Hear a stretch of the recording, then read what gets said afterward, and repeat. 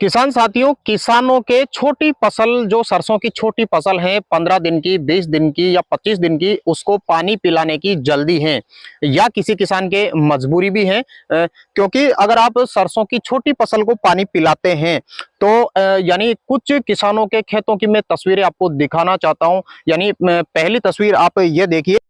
किसान साथियों, इस खेत की सरसों आप देख रहे हैं पूरी की पूरी गल चुकी है, खराब हो चुकी है, समाप्त हो चुकी है।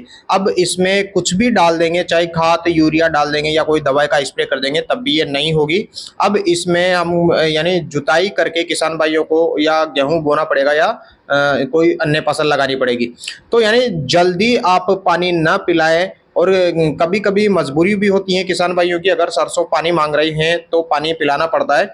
ये यानी उन जिन जमीनों में इस तरह की सरसों गलने की दिक्कत होती है, उसका जो पानी सोखने की क्षमता है वो नहीं होती इस तरह की जमीनों में। ये दूसरा खेत भी आप देखिए, इसमें भी सरसों पूर्ण रूप से गल चुकी है, खराब हो चुकी है।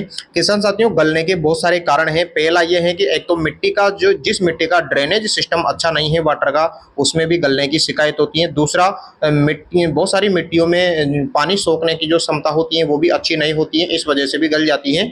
तीसरा यह है कि अभी 4 इंच या 5 इंच नीचे जमीन में अभी इस वक्त बहुत ज़्यादा मात्रा में गीला है, नीचे नमी बहुत ज़्यादा है। और अगर आप पानी ऊपर से भरपूर मात्रा में उसको पिलाओगे, भर कर पिलाओगे, तो फिर ऐसी गलने की दिक्कत हो सकती है।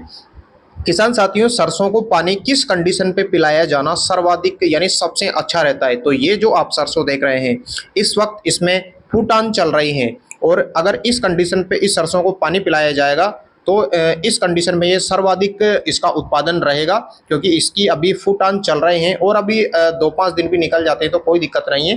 लेकिन इस तरीके की सरसों के लिए या जमीन अच्छी होना आवश्यक है, उसकी जो वाटर होल्डिंग कैपेसिटी है वो अच्छी होना आवश्यक है, ड्रेनेज सिस्टम अच्छा होना चाहिए जमीन का।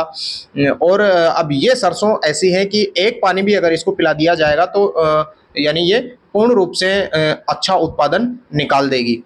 तो किसान साथियों, ये जो आप अगला खेत देख रहे हैं, ये मेरी सरसों है, एक्शन हाईवेज कंपनी की AHBJ 7044।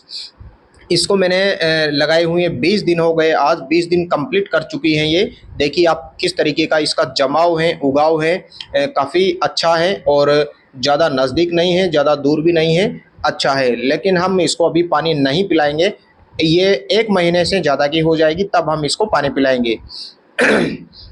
जब ये 35 दिन या 40 दिन की हो जाएगी तब हम इसको पानी पिलाएंगे। तो किसान साथियों, आप पानी पिलाते वक्त सरसों में ध्यान रखें अपना अपना खेत का, क्योंकि आपके किस तरीके की ज़मीन है, किस तरीके की मिट्टी है, सरसों गल सकती हैं या नहीं गल सकती, आप उस हिसाब से पानी पिलाएं। किसान साथियों, एक्शन हाईवेज AHBJ 7044 की सरसों को मैंने पहली बार 16 बीघा में लगाया है। 1050 रुपये की थैली आई थी मेरे, और जब मैंने इसको बोया था, खरीदा था, तब मैं इस सरसों को तब भी मैंने वीडियो डाला था, खेत से भी मैंने लाइव किया था। और NPK 12-32-16 से हमने इसकी बीजाई की थी, और एक कट्टे के अंदर हमने जो बीज डाला था वो है 4 किलो, 4 थैली बीज डाला था हमने।